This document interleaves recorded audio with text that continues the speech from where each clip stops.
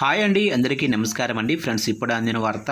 ఇక కుప్పకూలిన మరో విమానం పరిస్థితి చాలా దారుణం అంటూ ఇప్పుడిప్పుడే మనకు ఒక బ్రేకింగ్ న్యూస్ అప్డేట్ అయితే రావడం జరిగిందండి.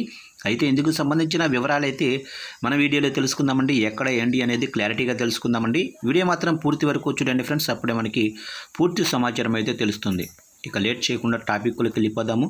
ఫ్రెండ్స్, నాది ఒక చిన్న రిక్వెస్ట్ ఫ్రెండ్స్, ఇంతవరకు మన ఛానల్ని ఇంకా ఎవరైతే సబ్స్క్రైబ్ అయితే చేసుకోలేదో సబ్స్క్రైబ్ అయితే చేసుకోండి. ఎందుకంటే ఇలాంటి ముఖ్యమైన అప్డేట్స్ ఎప్పటికప్పుడు మీకు తెలియజేస్తూ ఉంటారు, మీరు కూడా మిస్ కాకుండా ఉంటారు.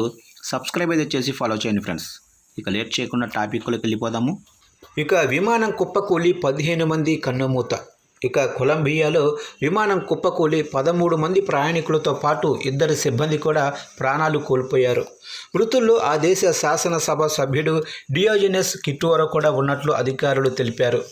ఇక కుకుటాలోని విమానాశ్రయంలో టేకాఫ్ అయ్యాక క్విటోరోతో కాంటాక్ట్ కట్ అయిందని అతని బృందం తెలిపింది.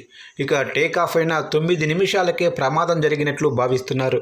ఇక వెనుజులా సరిహద్దులోనే మారుమూల ప్రాంతంలో ఈ విమానం కుప్పకూలిపోయింది.